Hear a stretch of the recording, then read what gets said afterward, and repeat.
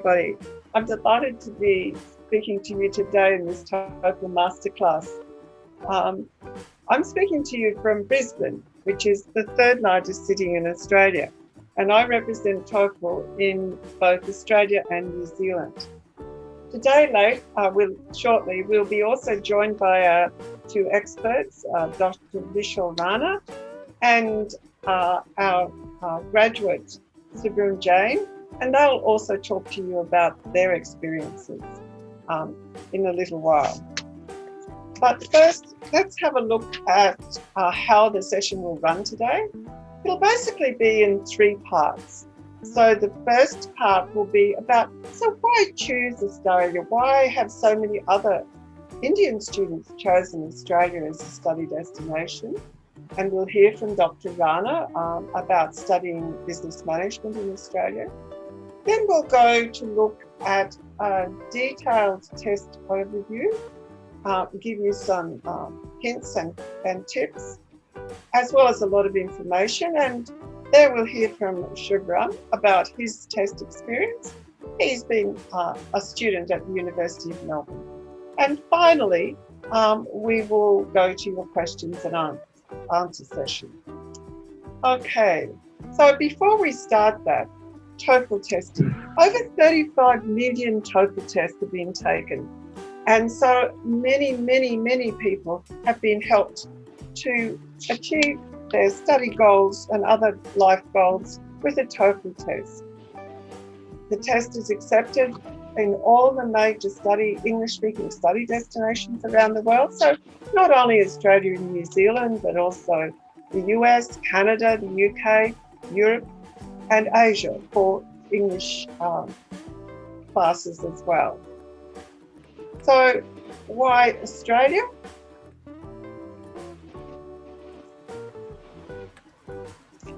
I guess there are many reasons why you might choose Australia, and different people will have different priorities. We offer a quality higher education. We're the third largest English-speaking destination for international students globally, and there's a reason for that popularity. Many of our universities are listed in the top 100 worldwide. We are a diverse, multicultural environment, and there are many different migrant groups, including large groups of Indian migrants in our country already.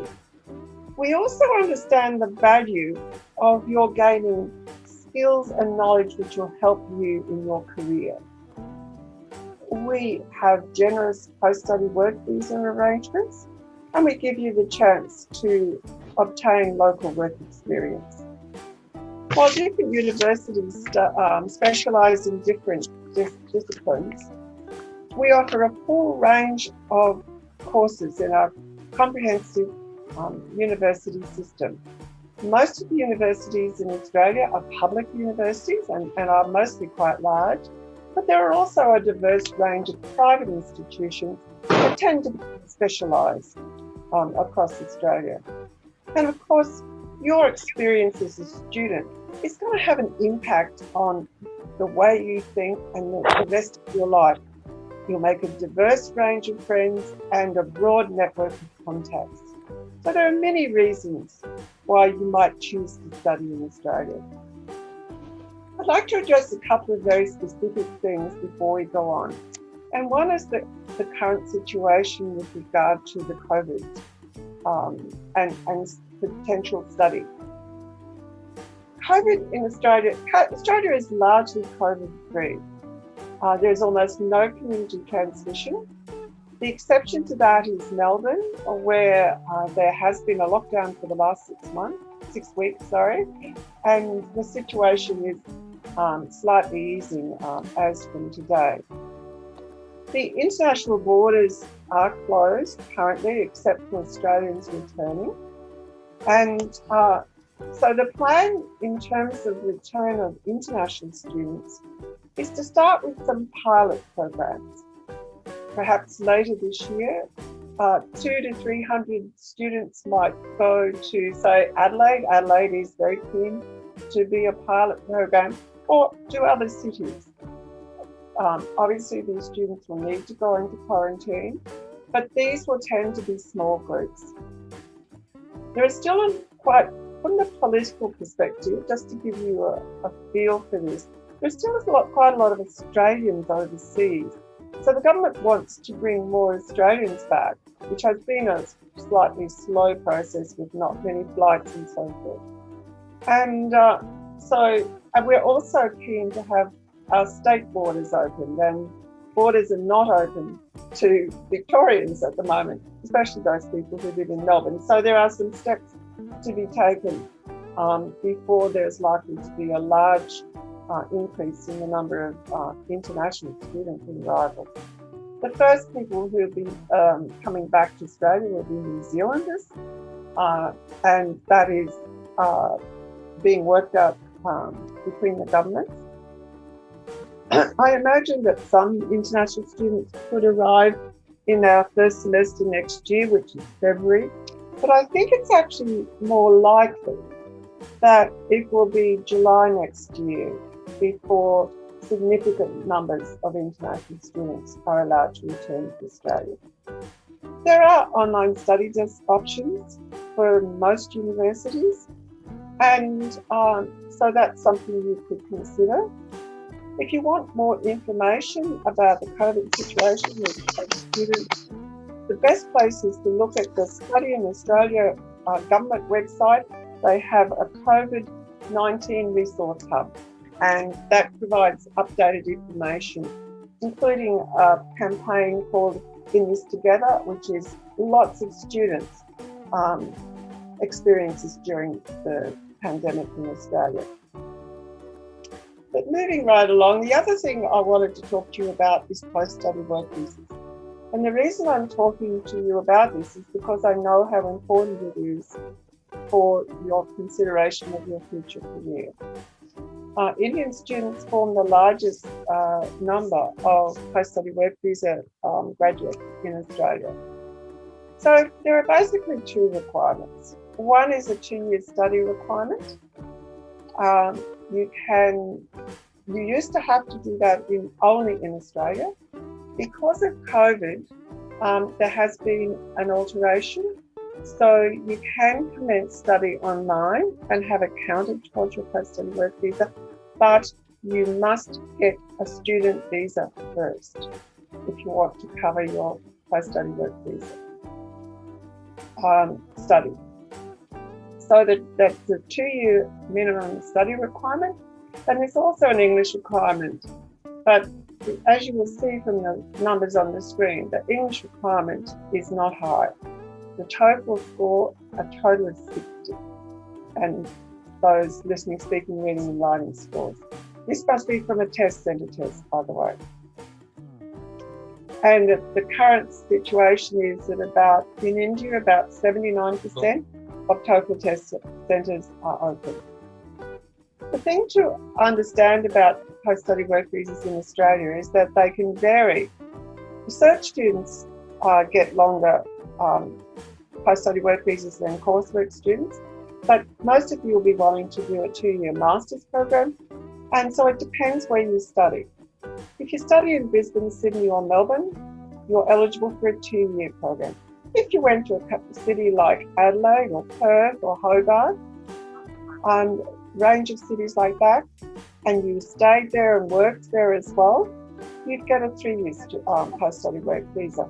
And there are some areas where you can even get a 4-year post-study work visa, but you must stay there to work as well as to study. So 2, 3 or 4 years. Which universities accept TOEFL scores in Australia? The short answer is all of them. All of them both receive TOEFL scores and accept TOEFL scores. Our largest number of TOEFL scores go to the group of universities known as the Group of 8. So here we see testimonials from the University of Melbourne and the University of Sydney. And I'll share some more testimonials with you later. I did look at the data actually for which universities got the largest number of TOEFL scores. So in Melbourne, Monash, Melbourne, RMIT, Deakin and La Trobe. In Sydney, largest numbers were the University of Sydney and UTS and Macquarie. In Queensland, which is my hometown, University of Queensland, but we do get TOEFL test results going to all universities and to other institutions as well, like the study group colleges. We've put together some scores for you just to give you a bit of an indicator. These are the TOEFL total scores for entry into a bachelor's degree. Some master's degrees would have the same requirements. So you can see there that there are a range. You will often be asked for particular listening, speaking, reading, writing scores as well. That's quite common in Australia. Also accepted for all of the student post-study work visas, skill migration, and permanent residence. So you can use the TOEFL test with any of those. Do it in a TOEFL test centre if you want to use it for skill migration or PR. And here's some more testimonials from a diverse range of universities. So we have the University of South Australia, Macquarie University of Sydney, and Swinburne University in Melbourne.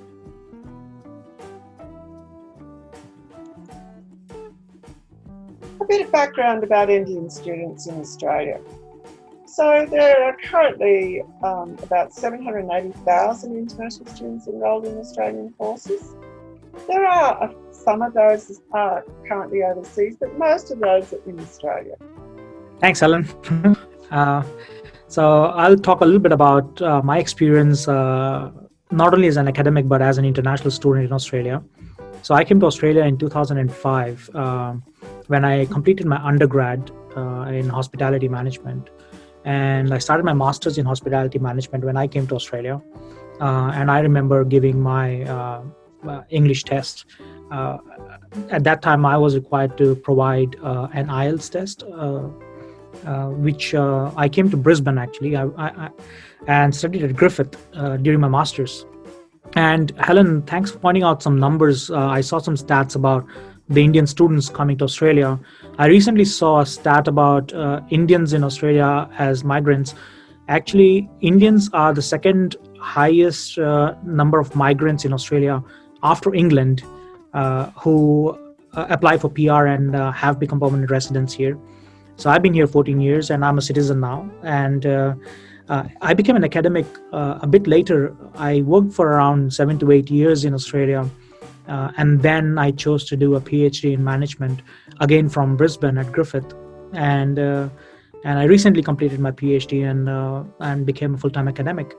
Now, as an academic in management, Australia is one of the very top-rated countries when it comes to management education, especially when it comes to group of 8 universities in Australia, where you would be required to give a TOEFL exam to get an entry.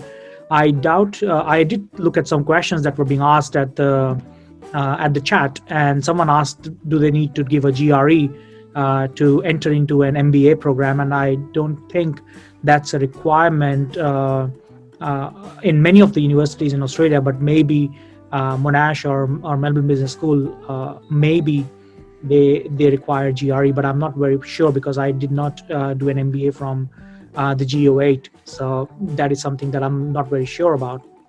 But other than that, there's two kinds of students who actually come to Australia. Two kinds of Indian students, at least I can talk about, who come to Australia for higher education, undergrad or master's, whatever they come for.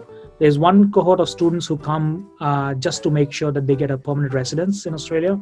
And then there is another group of students who are really keen to study and make a career out of their education.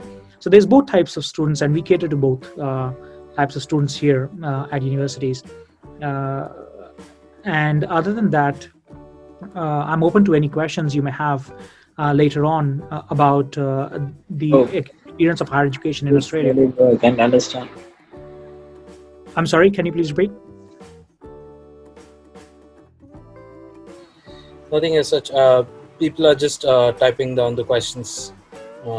Yep. Yeah, if you have any questions, if you've come across any questions, Nikhil, you can pass on to me. Yes, absolutely. Um, so there are basic questions like after bachelor's, is there a direct master's for 15 or 16 years of education? Is that one of the issues? And yeah, that's one of the basic questions that people have. So So can you explain me what I'll is address that the question. use of I'll address that question first. So you can come in for masters directly after the bachelor's, which is what I did. I came directly for masters, but when it comes to MBA program, I think you need a relevant work experience for an MBA. Usually, the requirements for MBA is different to a general master's program. MBA would require you usually 3 to 4 years of managerial experience after your undergrad, because the misconception about MBA in India is that anyways what we do in India is PGDBM and not necessarily an MBA. So there's a difference between PGDBM and which is postgraduate diploma of business management versus an MBA that happens in overseas. And the best value for money you get out of an MBA is only after you have worked for 3 to 4 years at a supervisory level at least, because you have understood the concepts, you have applied the concepts from what you have learned in your undergrad degree, and then you come to do an MBA, which is more value for money because you understand the concept, you understand how to apply the concepts in real work scenarios, and you're usually doing an MBA overseas. At least in Australia, is to get from a middle level management to a higher level management, and so the preference for an MBA in Australia would be at least a few years of work experience at a supervisor. MBA student? Nikhil, does that answer your question? Yes, absolutely. People have also asked, like, is GRE mandatory for all the master's courses, or else can we give just an English test prep exam and can apply for masters also? It really depends upon the university requirements around GRE, but I think that just for a master's degree, GRE is not required. You just give an English test to show your proficiency in English. And there's two, look, again, I'm not very sure about how the TOEFL works now. I gave my TOEFL in 2003, so it's been a while that I gave my TOEFL. But when I did give another exam, which was IELTS, there's two different streams, which is academic and general, and you would require an academic pathway for an English test to come to an absolutely. I think I'll be able to answer that question because I did give TOEFL for my PhD. In that case, and TOEFL is more commonly accepted by the American institution, while the IELTS is more commonly accepted overseas. But many school subject scores from either exam. Generally speaking, the majority of the United States schools survived state they prefer TOEFL scores over scores of the English language test. Thank you. Look, I think this is something coming from the audience.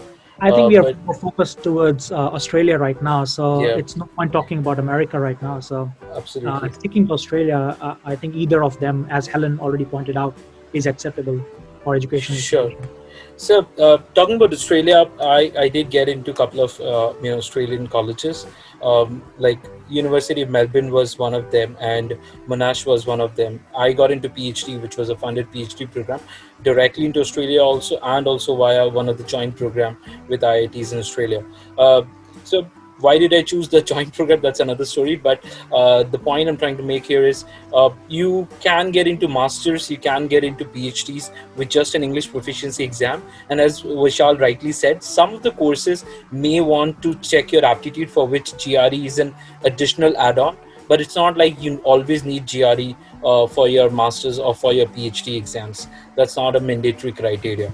Okay, so in that case, you can definitely resort to, let's say, TOEFL or anything English test prep exam.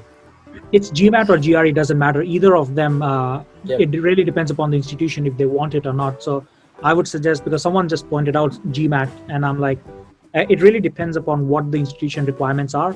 Majority of the institutions wouldn't require a GMAT or a GRE. Just an English test would be fine. But then again, it really depends upon the institution. So I would suggest to check out the institution requirements.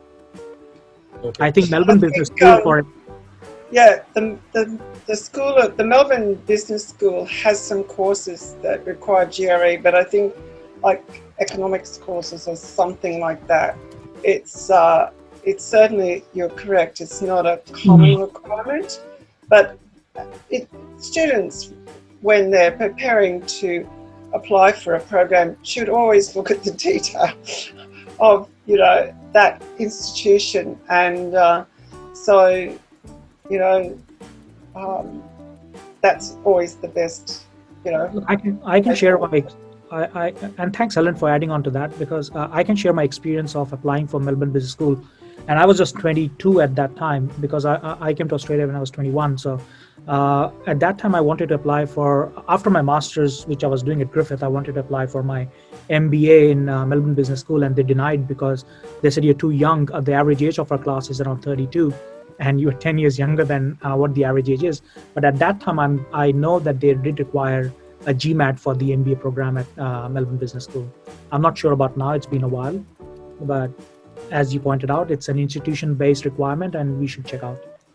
Absolutely. I think for the MBA, the major criteria usually goes in the waiving of the GMAT is the work experience. If you're a fresher, then definitely GMAT is something that they would look at. But if you have a good amount of work experience, then GMAT sometimes gets a waiver. That's at least I know about Monash. So I can definitely speak about Monash on that note. So one question that we have. I don't think there's too many MBA programs that you get into without several years of work experience. Yep. That's nowadays it's becoming a little bit more of a trend that a lot of freshers are going into management programs, and MBA is one of them. So people have questions like, what's the usual validation of TOEFL home edition for their master's or their MBA or PhD program? Is it home edition same to this, or is it like have a... Can I hold off that question till I talk about the home edition? Sure, absolutely. Absolutely. Okay, let's go ahead then. I think majority of the questions are pretty much general. We'll probably answer that in the end of the session. Okay. Thank you so much, Vishal. It was very interesting. Thank you. Okay, I am just going to briefly speak about New Zealand, just to give you the full picture. Much of what I've said about Australia applies to New Zealand. So all universities accept TOEFL scores, as does Immigration New Zealand for permanent residents, but do these tests for immigration, do these tests in a test centre. Also for lower level courses and polytechnic courses, New Zealand Qualifications Authority accepts TOEFL scores. Again, we've done some homework and looked at the kinds of scores you might need. So you'll see that a TOEFL total score of about 80 would be the minimum requirement for, these are undergraduate courses, but some postgraduates would be the same and some would be higher. That's really all I wanted to say about New Zealand. Their borders, again, are closed at the moment, so no international students are coming to New Zealand. And so it'll be sometime next year before that is possible, probably semester 2. Okay, we're going to move on to the actual TOEFL overview and the TOEFL tips section now. So I'm going to go through a fair bit of detail because we want you to succeed and we want to do whatever we can to help you achieve that score. So the TOEFL test is a computer-delivered test, measures listening, speaking, reading and writing, and it's used for a wide range of purposes, not only for admission, but also for things like professional recognition, for permanent residents and so forth. Some fast facts. It's a 3-hour test. It's one sitting. You usually get your scores in 6 days, but you get your reading and your listening score instantly before you leave the test centre. We use both human scorers and AI for both our speaking and our writing, and I'll talk more about that because we're really, really keen to ensure that we have the fairest and most accurate assessment. The test is currently $185 US, but Foreign Admits has discount vouchers available, so you can get one today. I want to talk about scoring because scoring is a very important aspect.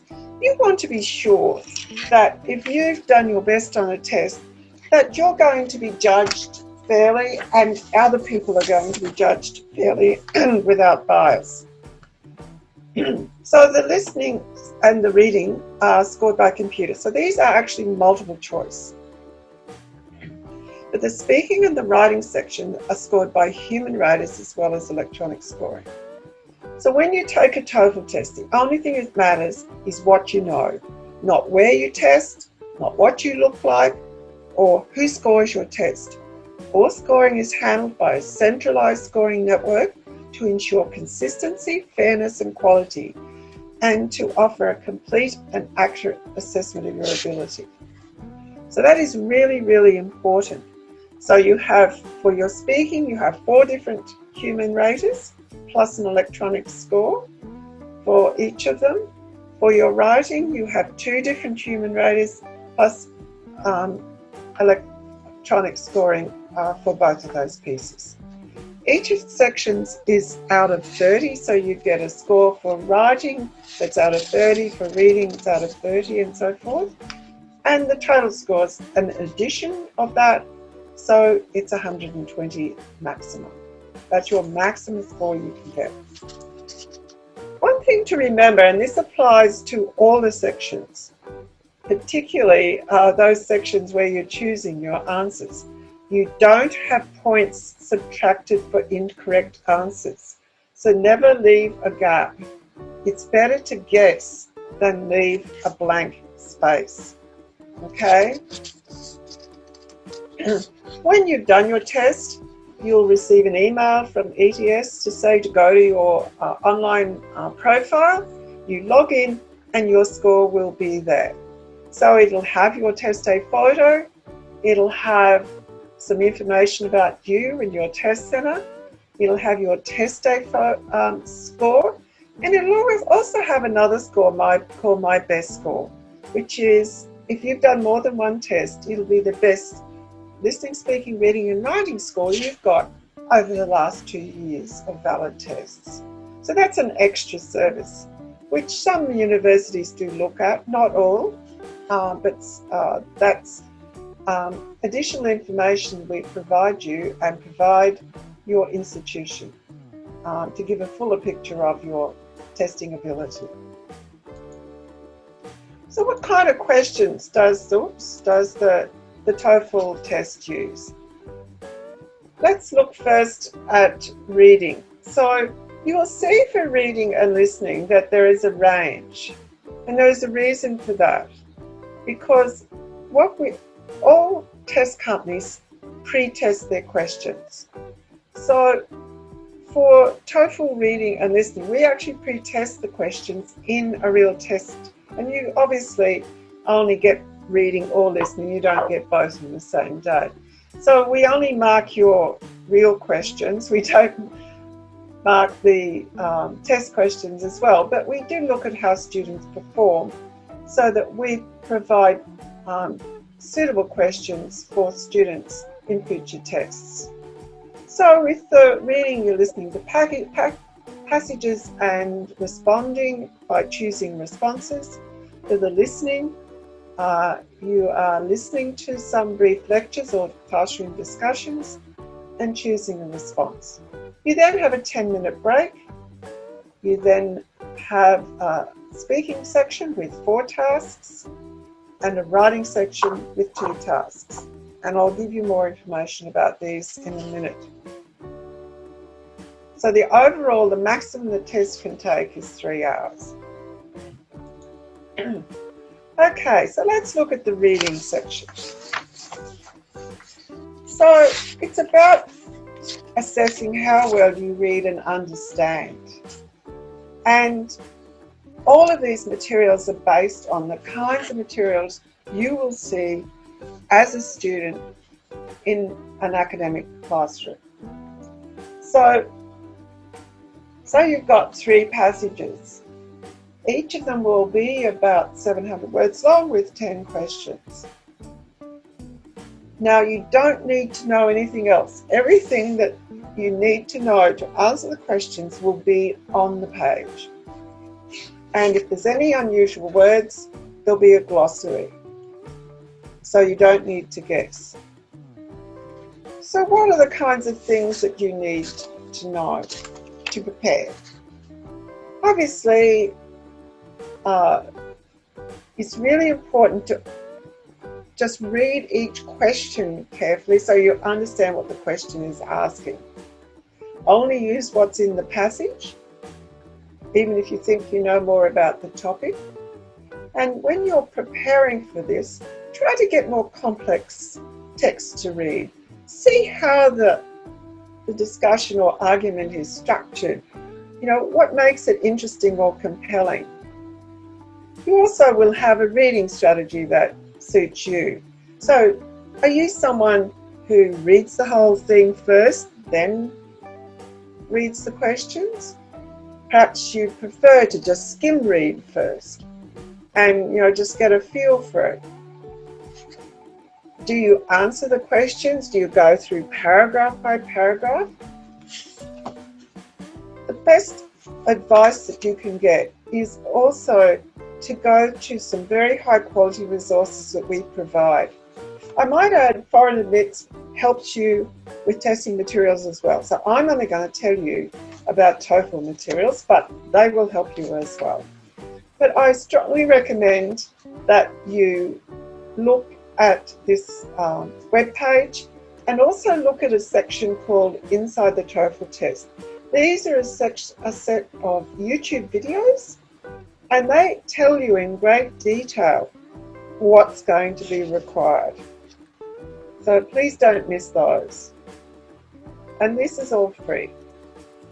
Okay, the listening. Obviously, it's about your ability to understand both lectures, because you're going to be in a lecture theatre, but also to understand questions and conversations that might occur either just with you and your fellow students or amongst, you know, other students, the lecturer and so forth.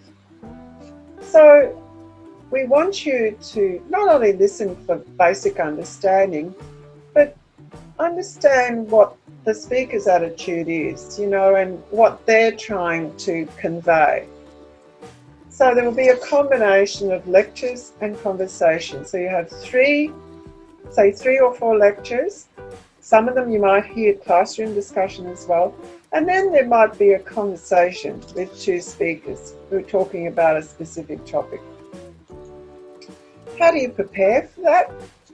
One good thing to do is to try and listen to some news or podcasts in English, you know, and try different accents. Get used to, I mean, you're listening to my Australian accent now, but you might get a British accent. You'll certainly get some American accents. So try and get used to the difference. And take notes. When you're listening, it's really good idea to take notes. You want to keep track of, you know, what are the main ideas or key ideas and concepts, and are there any particular, you know, key points that fall out of that? Are there any solutions? Once again, have a look at the TOEFL TV site, the YouTube site, to hear more about listening. These TOEFL, Inside the TOEFL Test, also gives you samples that you can listen to responses for. Okay, speaking. Now, speaking is very different in each test. In our test, you're going to speak into a microphone, and we're trying to listen for probably about 3 different things. One is your delivery. So try not to speak too fast, for example, because you want the person who's listening to be able to understand you. Try and have a natural voice, but, you know, not too quickly. And try to be clear and reasonably fluid. Try to use joining words and so forth. We do also look at your language use. So this is grammar and vocabulary and so forth. But an important aspect is also what we call topic development. So how do you move from one part of your response to the next, so that it's easy for the person listening to follow. So, in terms of speaking practice, a good idea is to actually do some timed speaking practice, because you will have a specific amount of time to do each speaking response, and you want to manage that well. So you can also record and evaluate yourself using our TOEFL speaking scoring. So the scoring rubrics are on the website. Scoring for TOEFL tests is holistic, so they're not marking you for errors. Overall, it's your ability to communicate. But remember, I said we look at delivery, we're looking at language use, and we're looking at topic development. So see if you can mark yourself on those when you've recorded yourself speaking. Listen to the sample responses on the TOEFL TV. This is inside the TOEFL test, and make sure that what your responses are clear and intelligible. So you will have a number of different types of questions. So question 1 is a fairly straightforward topic. You get 15 seconds to prepare and 45 seconds to speak. And it'll be some question where there are two perspectives. For example, a common practice question is, some people like to spend time with their friends in cafes or restaurants, whereas other people prefer to have their friends at home. So, what do you think? And so you give your answer, but you give your reasons as well. Don't try to memorize responses to a whole lot of questions. Actually, the markers do a lot of scoring, so they can hear those sort of packaged responses. So try to avoid doing that. Question 2, remember there's 4 questions on the speaking. Question 2 is something that we call an integrated question. It's going to be about a campus situation.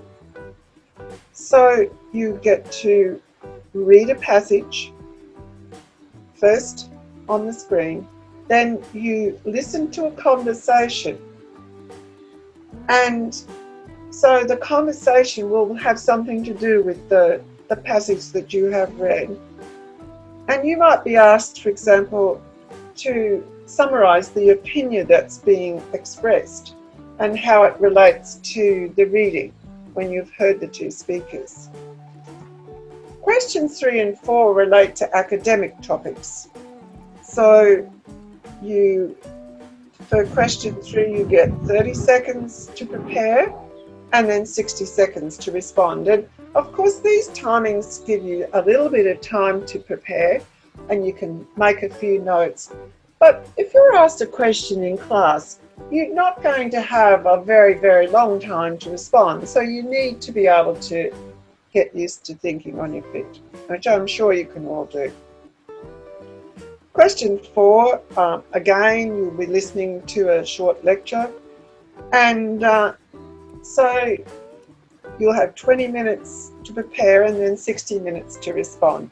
And you'll basically be summarising the key points of the lecture so that we can hear that you understand what is happening.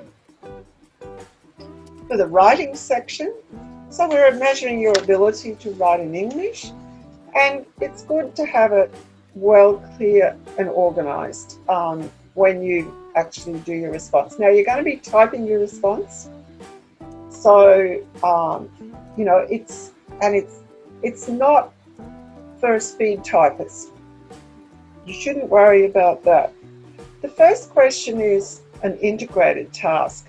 So you're going to have 2 sources of information. You're going to listen to a short lecture and you're going to read a short passage on the screen. Once the passage comes back so you can actually see that on the screen. And essentially, you're going to have it to summarize and integrate the information from the passage and the lecture. So they might present, for example, different perspectives on the same topic. So a typical answer here would give the main idea and a couple of supporting pieces of information. So you would, we would look at how you developed your response, how your, and the written task, how you integrated, and how you used language. So that's grammar and vocabulary and so forth. So normal expectation for that would be about 150 to 225 words. And you've got 20 minutes to do that. The second writing task is what we call an independent task, and it's your personal opinion or response. Now, this will be a straight question, and what you need to do is give your reasons why you have a particular view and some examples. It's a good idea, particularly for this response, to prepare a quick outline before you start. You have 30 minutes to do this task, and normal expectation is around 300 words. So you have time to, jot down some notes on your scratch paper before you actually start to type. And of course, you can work on minor corrections and so forth as you go along. So those two, as I said before, scored by 2 different raters and an automated scoring tool as well. So again, practicing timed conditions. Make sure you do what the task tells you. So make sure you read the question carefully and give yourself some time at the end to go back and check.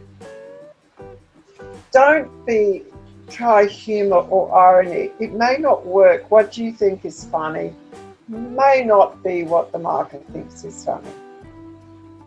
So just avoid that. Again, we have the rubrics or the scoring standards on the webpage, so you can look at those yourself. You can have a go if you want to at scoring some writing that you've done. And once again, look at this website, which takes you also to the INSEAD, the TOEFL test videos on YouTube. These are wonderful sources of basic information. And they're all done. You'll meet our colleague, Michael, from the marketing section of TOEFL, and he does all of these inside the TOEFL test presentations. Okay, a little bit about test prep and test registration. First to test registration. So you create an account on the TOEFL website, and it's very important that you get your ID right, that you, when you register, you must exactly be able to match that ID when you turn up on test day. And there are some specific requirements for ID, which you should make sure that you meet. Anyone who has health-related issues, perhaps you need extra time or extra support, we also, of course, provide all of that support for you. If you're going to a test centre, you can actually register on our official app. So this can be downloaded for free, and it obviously gives you lots of information, including finding test centres, Google Maps, and so forth. We also provide videos about what to expect on test day. How the checking in process will happen, because you're not going to go to the test centre until test day. So it's good to kind of feel that you understand. So you must turn up at least half an hour beforehand to the test centre, preferably more. Make sure you know how to get there and everything. You've got your ID.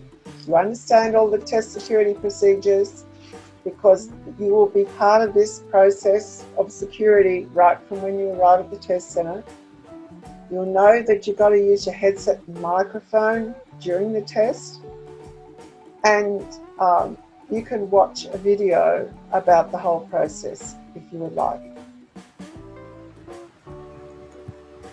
Okay, so as I said, Foreign Admits will help you with resources. So these are only the TOEFL resources that we supply you, and trying to help you to be prepared and to succeed. We prefer no surprises. We want you to know what to expect. So there are a range of websites. There's YouTube, as I've mentioned. There's a TOEFL TV site. We offer a free course. We also offer free practice tests. There are paid resources too, and I will go through those briefly for you later. The website to find the best experience, best information, to be able to register, to find tips, to find prep courses and so forth, is TOEFL Go Anywhere. So I recommend that you start there. And this is what the inside the TOEFL test looks like on YouTube, and they're highly recommended listening. We do have a free online test prep program. It's a self-paced course, and it goes through each section in great detail. It provides quizzes, sample questions. You can also even send in your speaking and writing practice questions and get scores. And if you want to access that, this is the website. So that's a free TOEFL practice prep program. When you register, you'll get a free practice test, which will include all the sections, but there are lots more free practice tests. So if you go to, say, the reading section of the TOEFL website, you'll see that you can get lots more practice questions. The TOEFL Go app is the official prep app. Again, it provides you with information if you prefer to use an app. There are guides and ebooks you can buy. There's an official guide. There's a product called TOEFL Practice Online, which is a complete test. So you sit the test, you can do it in your own time on your own computer. When you submit, it gives you a score for listening, speaking, reading, writing, and a total score. There are also combined value packs which package some of these prep programs. Now I'm going to ask Subham to talk to you. So he has been studying in the University of Melbourne. He's completed his master's program. He's currently working. He has done a TOEFL test, and he might also have some tips about how he prepared for his TOEFL test. He was obviously successful in getting into the University of Melbourne. So perhaps if we can hear from you, Subham. Hi everyone. So can everyone Hi. listen to me? We can hear you, Shubham. Okay. So yeah. So basically, first of all, I'll tell you something about myself. So I did my engineering in India back in 2014, and after that, right after that, I did an MPhil in engineering, which was a research-focused course from University of Melbourne, which I completed in 2016.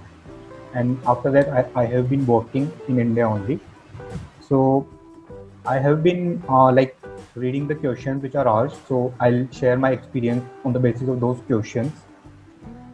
So first of all, people are confused about which test to give, like GRE, TOEFL, or IELTS.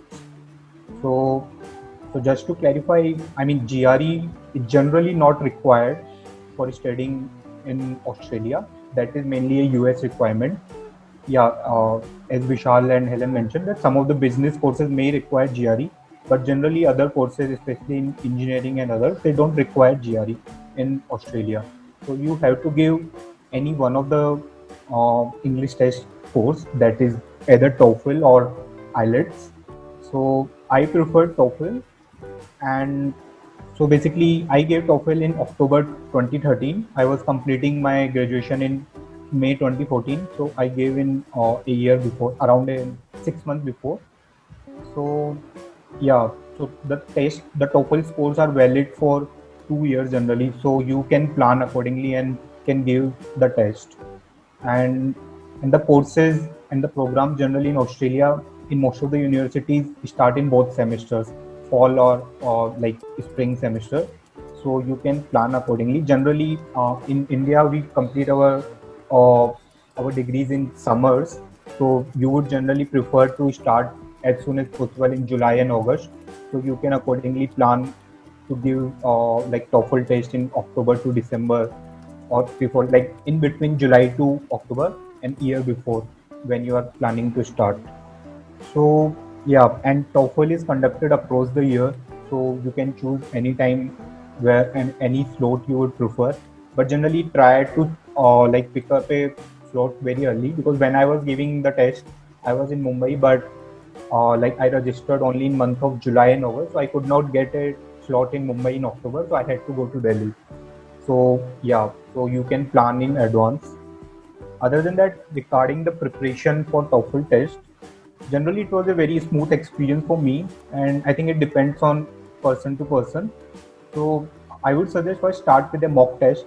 Like TOEFL itself provides some mock test, so you can start with that and then see your score, how you score in the test, and accordingly then you can pick up your like which area you would like to focus on. So based on the score you are targeting, the programs you are targeting.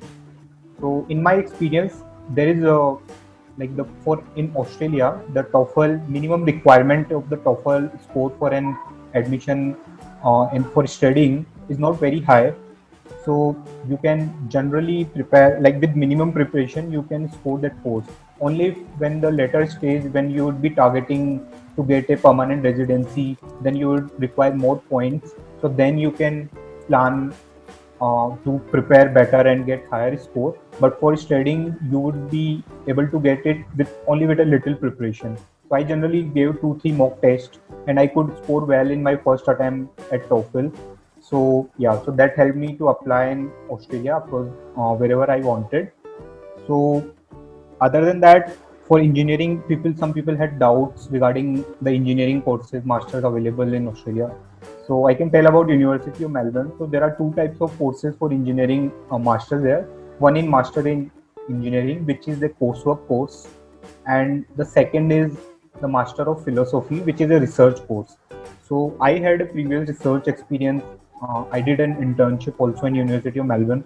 So my preference was to pursue the research course. So I did an MPhil in engineering at University of Melbourne. So these are the courses available there, and some people had doubt about whether any experience is required. So no, in general, no experience is required to get into master directly after bachelor's, and that is preferred also, especially in engineering.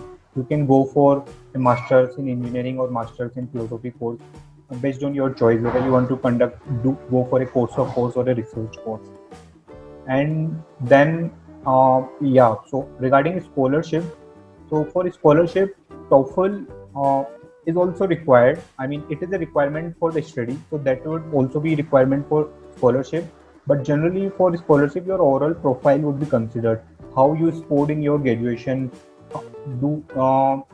what kind of experience, like project experience or research experience, you have while you were doing your graduation, and then what kind of recommendations you can get from your professors, and all the things. So your overall profile would be considered for getting a scholarship. So for me, I could get a scholarship for my research degree in Melbourne. So it would depend on your profile and not particularly on your TOEFL score. But it's better if you get a good TOEFL score. Certainly, it would add on to your overall profile. And and regarding my experience in Melbourne, so I really enjoyed there, and I think Melbourne has been considered being ranked like one of the most livable city in world, and I can assure you that so it was very good to my experience in Melbourne. And even I visited other cities in Australia, so overall it would be nice experience for an student perspective and for working also. And and after studying, the opportunities would be there, and there would be like career sessions where you can go and you can find jobs for yourself in the career fairs or via internet also, and universities. By building your network, you can do that. And regarding visa, generally for masters, if you do a coursework master, you would be eligible for a 2 years post-work visa. For a research master, you would be available for a 3-year post-work visa, and for a PhD, you would be eligible for 4 years post-work visa. And generally, I have seen by the time your post-work visa expired, you would be eligible for a permanent residency also, based on how you score in your TOEFL test and other criteria. So that's what my experience has been, and I'm happy to answer other questions also. So you can post in the chat with my name, or you can ask now also. Thank you so much. That was very helpful, I'm sure, to students, and will give them a lot of hope that they'll be able to succeed as well as you have. You've obviously done very well. So well done. Congratulations. Well, I'm sure we'll have some questions for you. Don't go away. Okay, I did want to touch quickly on the TOEFL Home Edition. And because this is available to all of you, why are we doing this? Well, if you've been living in one of the containment zones, obviously you can't do the things you would normally do. And so we are trying to help those students to test virtually to minimise disruptions to their study. And we have had a huge response globally. So we've had students from over 160 countries who have taken the TOEFL Home Edition. And that has included thousands of Indian students. The way the test runs is different. It's the same test, and I'll go through the similarities and the differences. But basically, on 4 days a week, it operates 24 hours a day. So you choose according to the time that's appropriate for you. You're going to do it through your home computer. You obviously don't actually have to be in your home. You have to be in a private space where no one else is going to come in for the whole test. So most people do it at home. I did the accession testing before we released it. I did it on my dining room table because I didn't want to clean up my desk. You've got to have a clean desk. I didn't want to clean up my desk. So there are some environmental requirements. You need to know that the whole thing will be videotaped, and there is a website that has everything you need to know. And so it's the website on the screen, the Special Home Edition website. You really need to go to look at that website to see what all the requirements are. So I'm only going to give you a quick overview now. I'm not going to go through it in a lot of detail. So the test is the same test. It is not a different test. It's the same test as you get in the test centre. So it's exactly the same experience. If you do a practice test, if you do a test centre test, it's all the same. Has the same features, same scoring, same price. Same prep resources, everything is the same. What is different is the computer requirements, the environmental requirements. You've got to have a desktop or laptop, so no phones. You can use either a PC or a Mac, but it's got to have a Windows installed. And it's got to have a Chrome or Firefox browser. You also will need external microphones and speakers. So unlike a TOEFL test centre, you are not going to use headphones and a digital mic. And that's for some security reasons, which I'll explain. You also need a camera in either in your a webcam in your computer or as a separate thing, because you're going to need to show your environment to the proctor. Oops. Okay, test the environment. So, private room, you can't do it in like an internet cafe or a restaurant or something. And you've got to have a desk or table and a proper chair. So no bean bags, no lying in bed. You actually have to have a proper surface and a proper chair that can be checked by the proctor. Also, there are some other requirements. No pajamas. I know. The thing is, we don't want you to be embarrassed because your picture is going to be on your TOEFL test score, the picture that's taken on the day, your test day photo. So you won't want to see your pajamas. You can have your religious coverings and so forth, but you must have your ears visible. So you can't have hair or any other items on your ears because we don't want people using listening.